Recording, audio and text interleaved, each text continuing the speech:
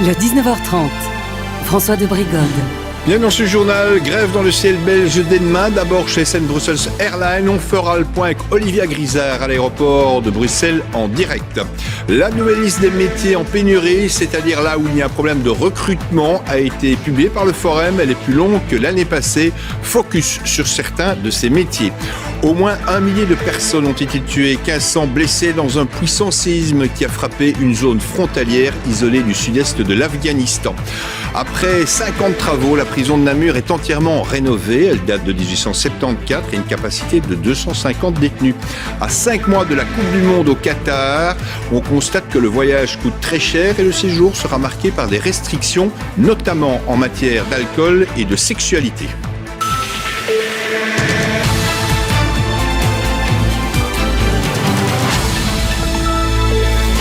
Bonsoir à toutes, bonsoir à tous. Les travailleurs du secteur aérien n'en peuvent plus. Ils veulent améliorer leurs conditions de travail. Ils veulent plus de temps de repos.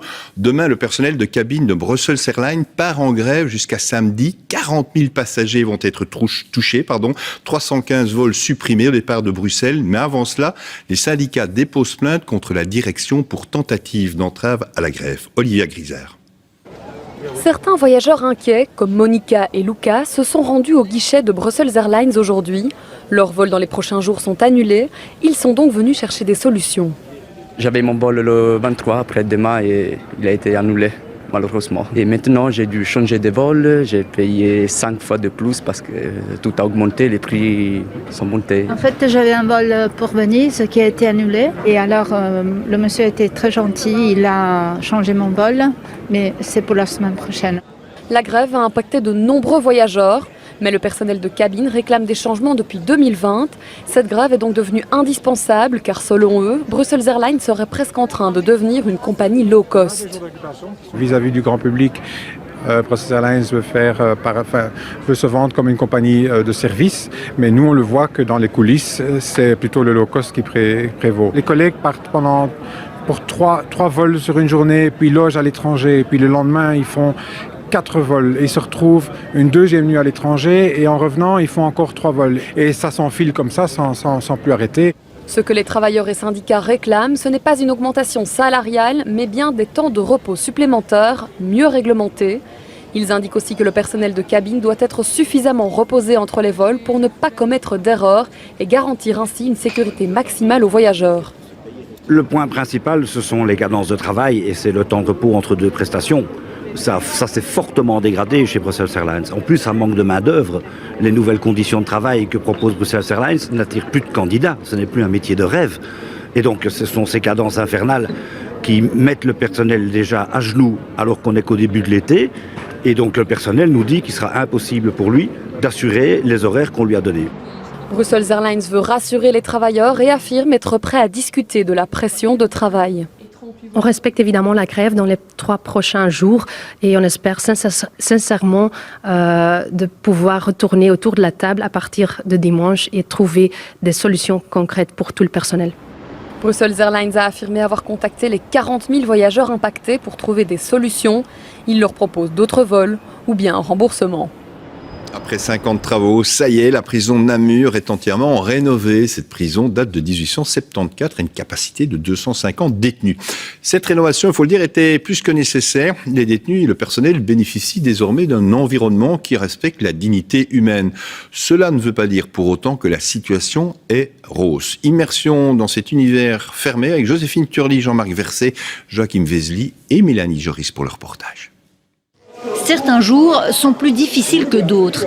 Et quand un détenu devient trop tendu, un passage au cachot est parfois nécessaire, comme ici.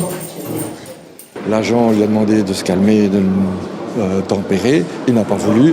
Et donc, par mesure de sécurité, puisqu'il s'emportait, nous le mettons en cellule de réflexion, le temps qu'on puisse faire le rapport disciplinaire. Situation sous contrôle dans un cachot remis à neuf. À Namur, la détention est plus supportable qu'ailleurs grâce à la rénovation qui se termine. Dernières interventions des ouvriers. Sur ces images de 2011, la situation avant travaux, il était temps d'intervenir. Dans le cadre de la rénovation, ici, on est reparti de zéro. Donc il restait plus que les murs. On a refait tout ce qui était sanitaire. On a agrandi les fenêtres aussi, parce qu'avant il n'y avait que la partie supérieure. Donc il y avait des fenêtres de 70 cm de haut. Donc là les détenus ne savaient même pas voir, à l'extérieur. Autre changement majeur, les douches. Avant rénovation, il y en avait 8 pour 250 détenus, très sollicitées et couvertes de moisissures. Désormais, il y en a 47. Elles sont réparties dans chaque aile du bâtiment. C'est plus facile à gérer parce que donc avant l'ancienne situation, donc les mouvements des détenus entre leur cellule et la douche étaient beaucoup plus longs, il y avait beaucoup plus de perte de temps, tandis que maintenant, comme les cellules se trouvent au même niveau, on perd beaucoup moins de temps et c'est beaucoup plus pratique donc, pour les détenus et beaucoup plus agréable pour tout le monde. Sans surprise, ces changements ont été très bien accueillis par les détenus. Certains, comme Armen, peuvent faire la comparaison.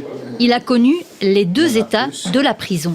C'était beaucoup plus vieillot. C'était une prison des années 1800, non?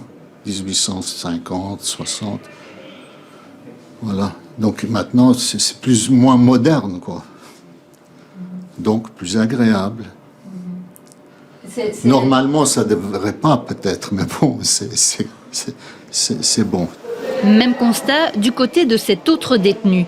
Il est ce qu'on appelle ici un servant. Il distribue les repas et fait le ménage.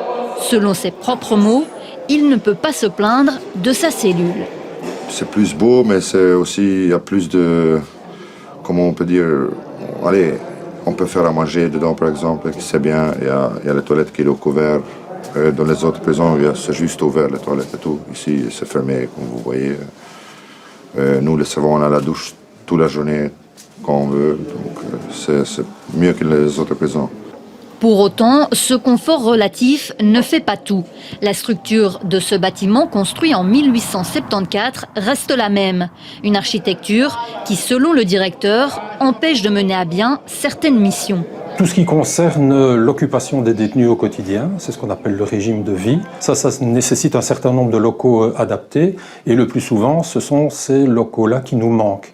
Il faudrait aussi pouvoir donner la possibilité aux détenus de travailler, d'avoir accès à la formation. Et tout ça, ça nécessite une infrastructure dont on ne dispose pas forcément, quand bien même l'établissement a été rénové. Ces dernières années, d'autres prisons ont été rénovées, d'autres sont en construction. D'autres encore sont toujours proches de l'insalubrité. À suivre dans ce journal, les États-Unis ont débuté une campagne de vaccination des bébés de plus de 6 mois contre le Covid. Les Galeries Royales Saint-Hubert à Bruxelles célèbrent leurs 175 ans d'existence. Visite dans ce journal. Le célèbre chasseur de fossiles Yves Coppens est décédé. Il avait découvert l'Australopithèque Lucie. Elle avait vu le jour il y a plus de 3 millions d'années.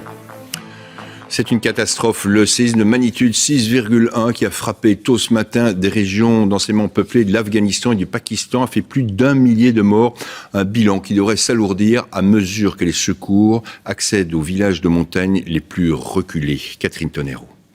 Recouverts de poussière, ces villageois tentent de sortir un corps des décombres. Voici ce qu'il reste de leur maison après les 2 secousses qui sont survenues quasi simultanément et les ont réveillés en pleine nuit. Il était après minuit quand le séisme a frappé. Il a détruit les maisons de nos voisins. Quand nous sommes arrivés, il y avait beaucoup de morts et de blessés. Ils nous ont envoyés à l'hôpital. J'ai aussi vu beaucoup de cadavres. Ces Afghans chargent des blessés dans un des hélicoptères envoyés dans les zones sinistrées pour évacuer les centaines de victimes. Le séisme a fait au moins 1000 morts, bilan terrible lié à la faible résistance des maisons de cette zone rurale du sud-est de l'Afghanistan, qui manque de tout et où les conditions météo compliquent les opérations de secours. There's a lot of rain here in Afghanistan at the moment, so we've had landslides and there's a lot of mud. And of course, because these areas that are affected are so rural and remote, there's no sophisticated equipment there to support the response effort. De plus, l'aide étrangère est difficile à mobiliser depuis l'arrivée des talibans au pouvoir. Confronté à la pire crise qu'il ait eu à gérer en 10 mois, le gouvernement en appelle aujourd'hui à la communauté internationale. Lorsqu'une catastrophe d'une telle ampleur se produit dans un pays, l'aide des autres pays est nécessaire. Il est très difficile pour nous d'être en mesure de répondre seuls à cette catastrophe. Nous demandons à la communauté internationale de coopérer avec nous et de continuer à nous soutenir. Ce soir, l'ONU et ses partenaires ont commencé à mobiliser leurs équipes sur place pour aider les Afghans face à ce séisme parmi les plus meurtriers de l'histoire du pays.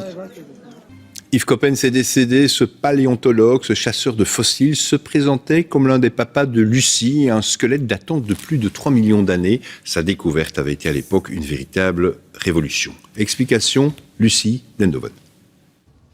En 1974, Yves Coppens a 40 ans. Il fouille des sédiments dans le rift éthiopien.